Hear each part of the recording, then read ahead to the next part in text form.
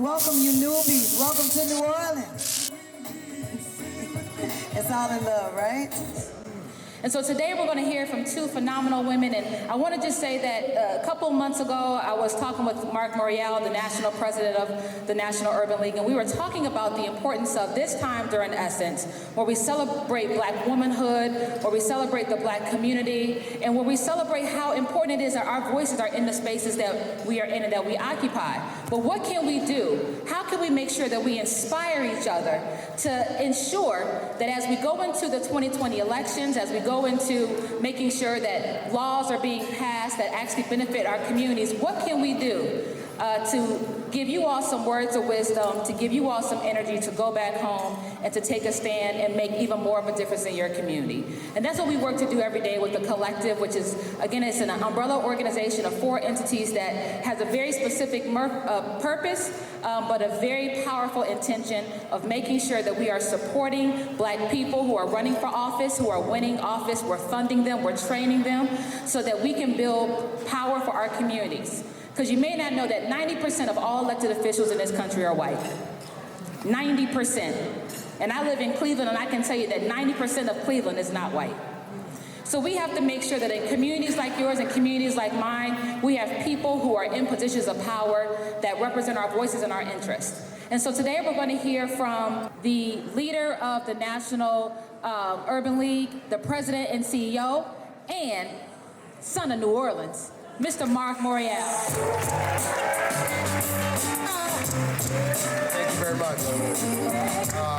I know you all want to go festing, so I am not going to be long, but I want to just say thank you to the Collective and Dove and Oxfam. Give them another big round of applause, as well as my team at the National Urban League, led by Rhonda Spears-Bell. Raise your hand again, Rhonda, for all of the work that they've done.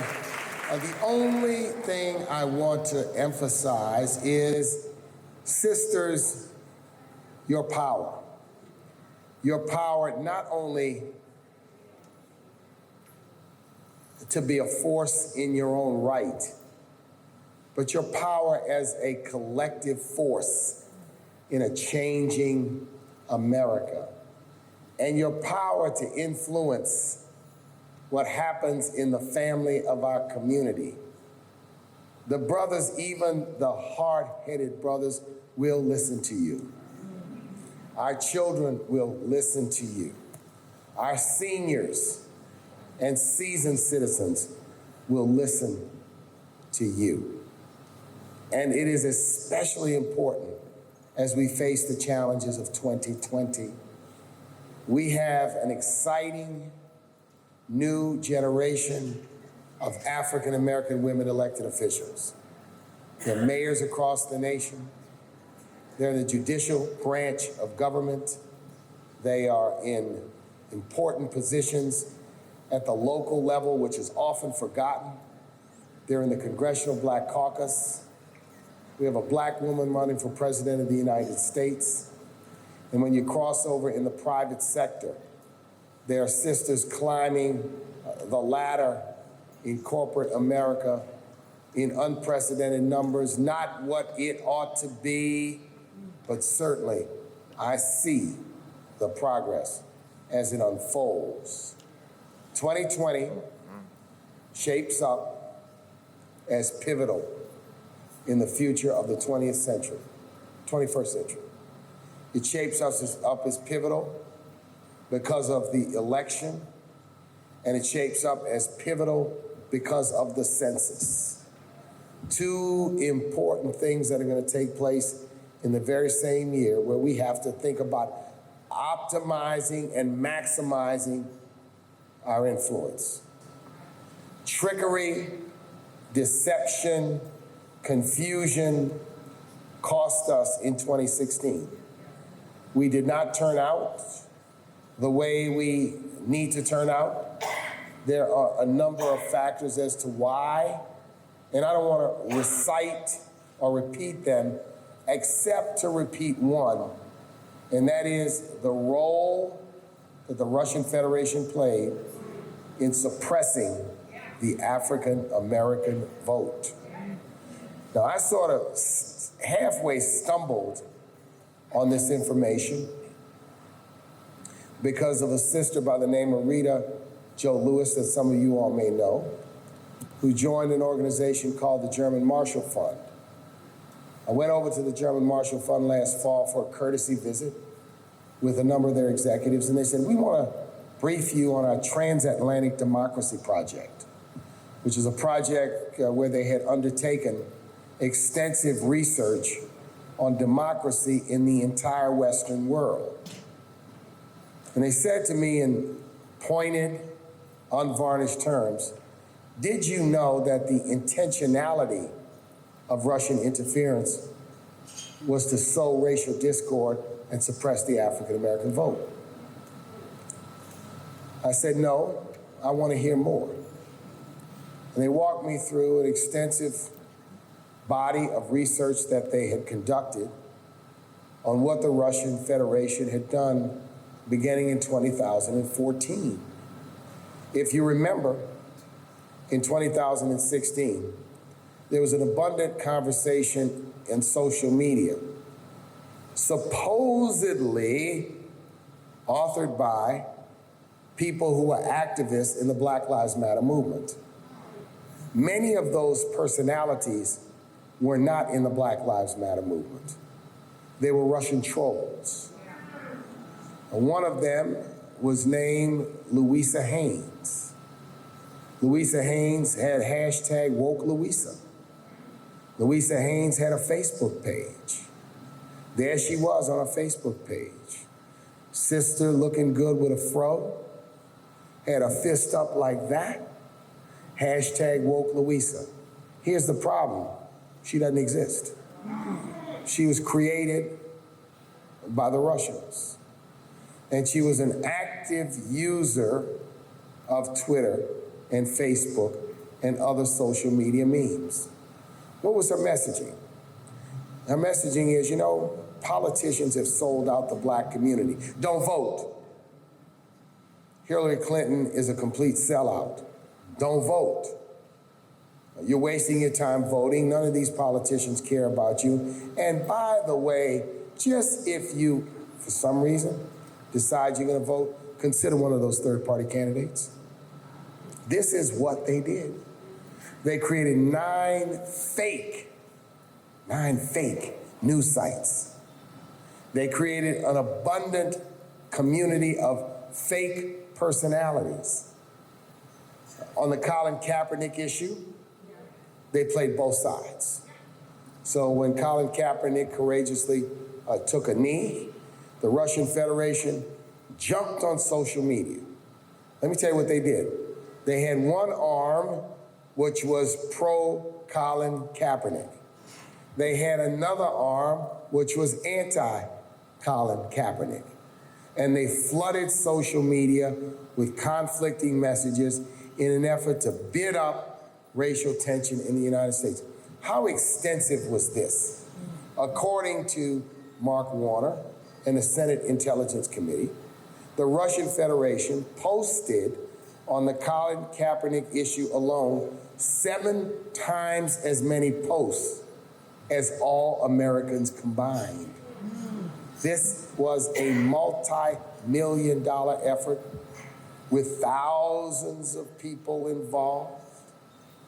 On YouTube, they posted 1,400 videos. 1,400 videos, 73 million Facebook posts, on and on and on. Instagram posts, all directed at the black community, all directed at sowing discord, all directed at sowing confusion. See, we gotta know what people are doing. We can't be naive. You can't be woke and naive. We can't be woke and naive that once again, there's an effort to manipulate our minds. The very essence of racism in America was a psychological manipulation game supported by intimidation, violence, and terrorism. And the psychological game was to convince white people that blacks were inferior, to convince black people that they were in fact inferior, and to to convince white people that they were innately superior. And that was the psychological underpinnings of the system of racism and racial oppression in this country. Now, the internet, social media, something thought of and designed for great good. We can connect with people, we can communicate. It's free and open. Is now being polluted, is now being abused, is now being manipulated. But let me tell you about the Russian Federation. What they did in our election, they did in the Brexit election in Britain. They were involved in the French presidential election. They supposedly were involved in elections in Spain. This is part of their modus operandi. I want our elected officials to not be afraid to call out Russia and call out Putin on the fact that he's trying to inject racial discord and animosity and manipulate the African American community. What I want the President of the United States to do is to tell Mr. Putin, hands off our goddamn democracy. Hands off our democratic system. So this year, 2020, we have to make a commitment. I will not be satisfied unless we have the highest voter turnout in American history in the African American community. I will not be satisfied unless we have complete participation in the census of 2020. And it's going to require us to be active, and it's going to require us to be engaged, and it's require us to be woke, not just in word, but in deed and in action. Sisters, my sisters, you can lead the way. Your role, your influence, your voice, your authenticity, and your credibility is so critical in level setting in our community what we must do, what we have to do. I was here in New Orleans about 2 months after the 2016 election, went over to a friend's home, and like many of you, we were talking politics, talking about the election, talking about what happened.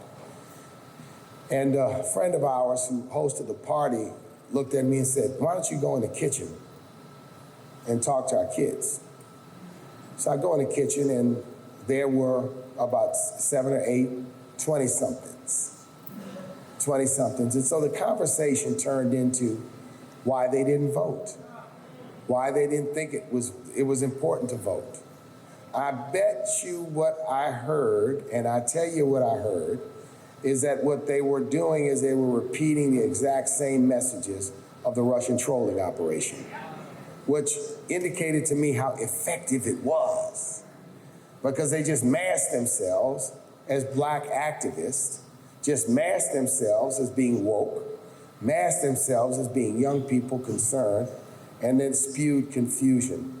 So we have work to do on this issue. The collective PAC, the National Urban League, all our partners, we're trying to elevate. Sisters, run for office. Sisters, get involved in campaigns. Take a role in the community. Elevate your voices. Be active. We cannot be cynics, gripers, complainers, moaners, and groaners, and then wake up after it's all over and say, what happened to us? We have got to be active. Final thing I'll say, it is historic and remarkable that maybe 7 to 8 candidates running for president have come to this event. Have come to this event. Have come to this event. I can tell you that we usually over the years have faced a cold shoulder, faced what I call drive-by politics, have faced candidates that want to make token oppositions, token appearances, They want to hang with us in the night and deny us in the day. And that's what we faced over the years from many, many candidates. And I sense a sea change when issues like criminal justice and reparations can be discussed openly on the stage, in a race for President of the United States. When candidates are each seeking to appeal to our votes, looking to hire people as staffers, advancing initiatives and platforms that address some of the most difficult issues that we face. Those are important sea changes. It doesn't mean we've accomplished, we've arrived. Doesn't mean, it's just steps. Steps in the right direction. Steps that we've got to applaud. So I want to thank all of you for all you do, your service in the public sectors, in the private sectors, in the nonprofit sectors. And I want to salute your service in our family, in our homes. All of us, you know, it's part of who we are. You know, we're looking out for other family members. We're looking out for extended family members. We're looking out for mothers and grandmothers and aunts and uncles. We're always tasked, right? Tasked, if you've achieved any level of success and stability, to be responsible for the rest. And that's part of our community, and that's part of our culture. And I want to not only say that I applaud it, I respect it, I appreciate it. It is who we are. So thank you so much. Enjoy Essence. So y'all hang out and have a